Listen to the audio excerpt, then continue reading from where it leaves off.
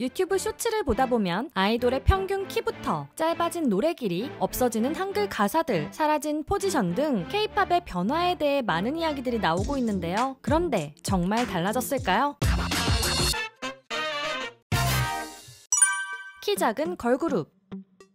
3세대 걸그룹까지만 해도 키가 160cm가 안 되는 키 작은 아이돌들을 쉽게 찾아볼 수가 있었는데요. 3세대 대표 걸그룹인 트와이스에는 최단 신인 채영이 159cm, 레드벨벳에서는 아이린, 웬디, 예리가 158cm이죠. 그리고 3세대 걸그룹들은 키가 170cm를 넘는 멤버가 거의 없다 보니 당시 걸그룹들의 평균 신장은 160에서 165cm 사이였습니다. 여자친구가 평균 신장 168cm로 이례적으로 큰 편이었죠. 그런데 최근 데뷔한 걸그룹들을 보면 다들 키가 굉장합니다. 많은 사람들은 아이브가 데뷔한 이후에 걸그룹들의 평균 신장이 올라갔다고 이야기하는데요. 일단 아이브 멤버들의 평균 신장은 무려 169.2cm이고 르세라핌도 167.8cm로 굉장히 큰 키를 가지고 있습니다. 최근 데뷔한 신인 걸그룹들의 평균 신장도 엄청난데요. 미아오 168.7cm, 베이비몬스터 약 169cm, 이즈나 169.1cm라고 하죠. 과거에 비해 걸그룹 평균 신장이 굉장히 많이 커졌다는 것을 알 수 있는데요. 정말 적긴 하지만 160cm 이하인 신인 걸그룹 멤버가 없지는 않습니다. 아일린 막내인 이로아가 158cm, 24인조 걸그룹인 트리플S에서 서아가 158.4cm, 카에데가 159cm, 그리고 Say My Name에도 일본에서 온 메이가 159.8cm로 아슬아슬하게 160cm가 되지 못하는데요. 이제는 키도 아이돌 데뷔의 중요한 요소가 된 것 같지만 키 작은 걸그룹 연습생들에게 아주 희망이 없는 것은 아니네요.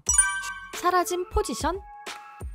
기존 아이돌 멤버들에게는 가진 능력치를 명확하게 알 수 있는 메인 보컬, 메인 댄서, 메인 래퍼 등 메인 포지션이 뚜렷하게 지정되어 있었는데요. 3세대와 4세대에 걸쳐있는 걸그룹 아이들만 하더라도 메인 보컬에는 미영과 민니, 메인 래퍼로는 리더인 소연, 메인 댄서로는 우기를 공식적인 포지션으로 내세웠죠. 그런데 에스파부터 포지션 개념이 사라지기 시작했는데요. 에스파는 팬들이 생각하는 멤버별 포지션이 있을지언정 공식적으로 포지션을 지정하지는 않았고 이후 데뷔를 한 아이브, 르세라핌, 아일릿, 베이비몬스터 등 4, 5세대 걸그룹의 경우 공식적으로 정해진 포지션은 없습니다. 심지어 최근에는 리더도 공석으로 두는 경우가 많은데요. 활동 중단을 선언한 뉴진스뿐만 아니라 5세대 걸그룹인 아일릿, 베이비몬스터도 공식 리더가 없죠. 걸그룹뿐만 아니라 5세대 보이그룹들도 공식적인 포지션을 지정하지 않아 멤버들의 한계를 정하지 않았는데요. 이러한 현상에 대해서 K-팝 팬들은 실력의 상향 평준화를 이야기했습니다. K-팝 트레이닝 시스템이 소속사별로 체계화됨에 따라 연습생들이 보컬, 춤, 랩 모두 소화가 가능한 올라운더로 성장하여 특별히 공식적인 메인 포지션을 지정하지 않아도 된다는 것이었죠. 그러나 모든 그룹이 그런 것은 아닙니다. 어떤 그룹들은 여전히 공식적인 포지션을 정해 멤버들의 특색을 돋보이게 하기도 하는데요. 놀라운 인기의 버추얼 그룹 플레이브, 새로운 멤버들로 다시 데뷔한 50-50, 김재중이 프로듀싱한 걸그룹 Say My Name 등 멤버별로 메인 포지션을 지정하여 멤버들의 특기를 돋보이게 한 그룹도 있습니다. 그리고 올해 데뷔하여 화제를 모은 SM의 하츠토하츠와 아이브의 동생 걸그룹인 키키의 경우는 리더만 정하기도 했죠. 그러니 포지션이 사라지고 있다는 것은 정확한 사실이 아니네요. 여러분은 아이돌 멤버의 포지션에 대해 어떻게 생각하시나요? 한글 가사.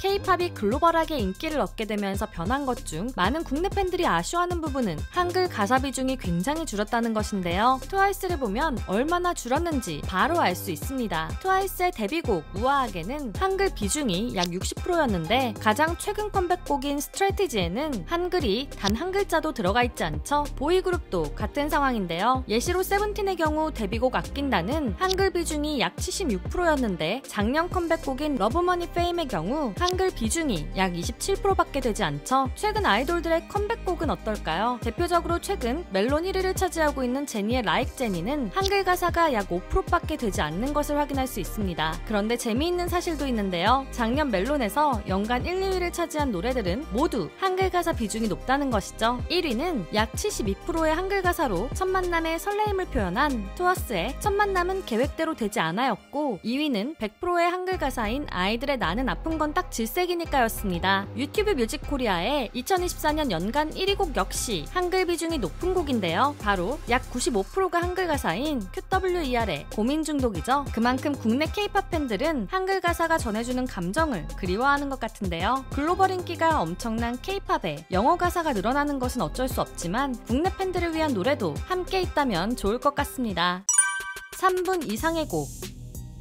이제는 3분 이상의 곡을 찾기가 굉장히 어려워졌습니다. 과거 대중가요 한 곡의 길이는 오랫동안 4분 내외로 고정되어 있었는데요. 그 이유는 축음기에 사용하는 레코드판을 처음 만들었을 때 한 면에 약 4분 정도의 용량만 들어갔기 때문이었죠. 이 방식이 20세기 중반까지 계속되며 한 곡은 약 4분이라는 인식이 굳어졌는데요. 그래서 1세대 K-팝 아이돌들의 노래 길이를 보면 H.O.T의 데뷔곡 전사의 후예가 4분 25초, 잭스키스의 데뷔곡 학원별곡이 4분 5초인 것을 확인할 수 있죠. 그런데 2010년대 후반 음악 시장이 스트리밍 서비스 시대로 넘어가면서 점점 더 짧은 곡을 만들어내기 시작했는데요. 긴 곡이나 짧은 곡이나 한번 재생되는데 수익은 동일하기 때문이었죠. 그래서 3세대 K-팝 아이돌들의 노래를 보면 방탄소년단의 I Need You가 3분 31초, 트와이스의 TT가 3분 33초 등 3분 30초대로 노래가 짧아지게 되었습니다. 그리고 쇼폼이 대세가 되며 노래들은 더욱 짧아지게 되었는데요. 인스타 릴스가 90초, 유튜브 쇼츠와 틱톡이 60초 내에 사람들의 귀를 사로잡아야 되기 때문이었죠. 그래서 최근 컴백한 노래들을 살펴보면 지드래곤의 투배드가 2분 40초, 제니의 Like 제니가 2분 5초로 이제는 3분을 넘기지 않는 노래가 더 많이 나오는 중입니다. 하지만 이러한 시대의 흐름을 따르지 않고 인기를 얻는 노래도 있는데요. 최근 역주행으로 엄청난 인기를 얻고 있는 우주의 드라우닝은 4분 5초, 작년 많은 사랑을 받은 아이유의 러브 윈즈 올이 4분 32초로 시대의 흐름을 역행하고도 놀라운 인기를 보여주었죠. 점점 더 빨라지는 시대에 따라 짧은 노래들이 주를 이루게 되었지만 음악성이 좋다면 노래의 길이는 상관없는 듯합니다.